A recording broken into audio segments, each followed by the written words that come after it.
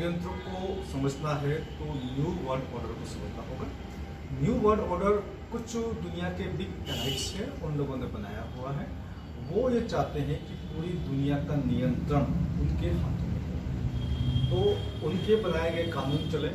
बाकी उन लोगों ने ये स्पष्ट कर दिया है कि पूरी दुनिया जो है वो इंटरनल मैटर, दुनिया के सारे देश जो आंतरिक मामले हैं वो देखे, और बाहरी मामले हैं वो जो न्यू वर्ल्ड ऑर्डर के जो लोग हैं, जो बिग एलाइट्स हैं, जो संख्या में बहुत कम है, वो उन लोगों को देखे और इस प्रकार से पूरी दुनिया पे अपना राज स्थापित करना चाहते हैं, अपना एक अधिकार स्थापित करना चाहते हैं, तो दुनिया के शहंशाह वो बनना चाहते हैं। तो इस बात की शुरुआत बहुत पहले से हो चुकी है। इन चीज़ों को समझने के लिए हमें एक चीज़ और देखनी होगी, जॉर्जिया गॉडस्टोन्स। ये क्या चीज़ है? ये अमेरिका में एक जगह है, जॉर्जिया काउंटी। वहाँ पर करीब 40 वर्ष पहले 5 बड़े बड़े 20 टन वजनी पत्थर लगाए गए। 5 पत्थर, और उसके ऊपर एक केप स्टोन लगाया गया। और उस बारे में कोई भी व्यक्ति ये कहने को तैयार नहीं कि पत्थर कब लगाए, किसने लगाए और क्यों लगाए।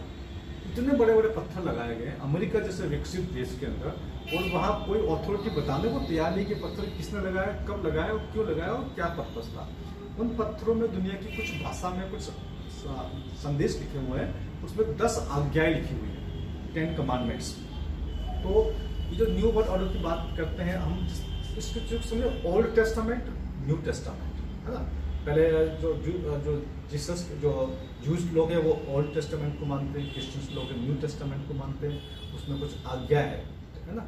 तो उसी प्रकार से इन लोगों ने न्यू वर्ल्ड ऑर्डर बनाया, उसमें कुछ आज्ञा है, मतलब आपको ये काम करने हैं। तो 10 कमांडमेंट्स है उसके अंदर। उसमें से एक जो पहला जो कमांडमेंट है वो दुनिया की आबादी को 800 करोड़ से कम करके 50 करोड़ करना है। ये न्यू वर्ल्ड ऑर्डर का लक्ष्य है। ये लक्ष्य बाकायदा लिखा हुआ है, दुनिया की 8 भाषा में लिखा हुआ है। कहाँ लिखा हुआ है? अमेरिका के जॉर्जिया काउंटी में लिखा हुआ है। वहां पर बड़े बड़े 20 टन वजनी पत्थर लगे हुए हैं, उसमें 10 आज्ञा लिखी हुई है। और वो पहला मुद्दा जो है, पहला पॉइंट है कि दुनिया की आबादी को कम करके हमें 50 करोड़ से कम करना है। ये आज की बात नहीं है, ये पत्थर करीब 40 वर्ष पहले लगाए गए थे, यानी कि इनकी योजनाएं बड़ी पुरानी है, 40 वर्ष पहले से इस पे ये काम कर रहे हैं। जॉर्जिया गॉडस्टोन जो और भी 10 पॉइंट से और भी मुद्दे हैं कि दुनिया में एक भाषा होनी चाहिए, है ना। दुनिया का जो पॉपुलेशन है, यानी कि जो हम प्रजनन है, वो प्रजनन गाइडेड होना चाहिए, उसको लिखा हुआ है। गाइडेड का मतलब कोई और आपको गाइड करे कि आपको कितनी संतान करनी है, नहीं करनी है, कैसे करनी है, वो भी इसमें एक मुद्दा है। तो ऐसे तमाम मुद्दे हैं जिसके आधार पर वो इस दुनिया को उसके माध्यम से वो कंट्रोल करना चाहते हैं। अब इस चीज में हम आएंगे कि ये जो इतनी पुरानी है, तो और इसमें क्या क्या लिंक है जो बताते हैं। ये लॉकडाउन के बारे में बात करेंगे। तो रॉकफेलर फाउंडेशन, रॉकफेलर क्या है पहले इसके बारे में बात करते हैं। रॉकफेलर फैमिली अमेरिका की सबसे स्ट्रॉन्गेस्ट फैमिली में से एक है।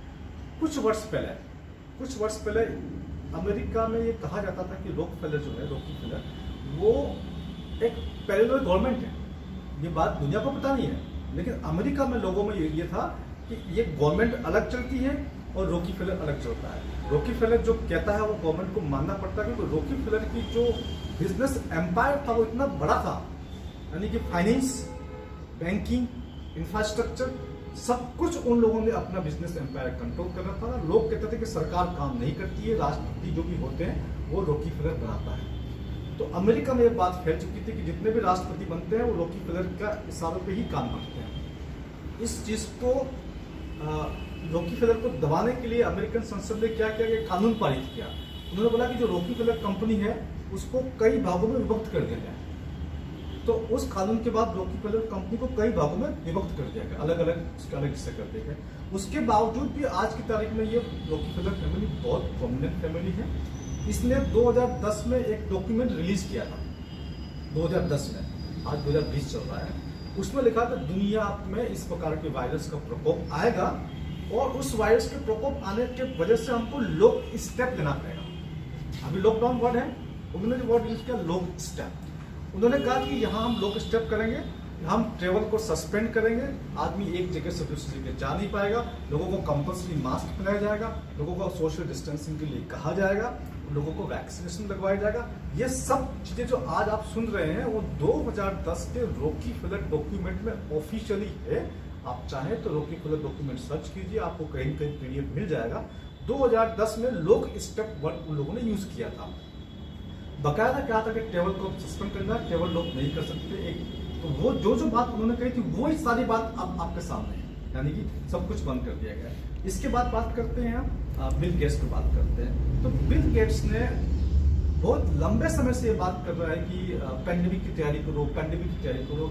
2015 से चिल्ला रहा है कि पेंडेमिक आने वाला है, पेंडेमिक आने वाला है, पेंडेमिक आने वाला है। मैं एक डॉक्टर हूँ, मुझे नहीं पता कि पेंडेमिक कब आने वाला है।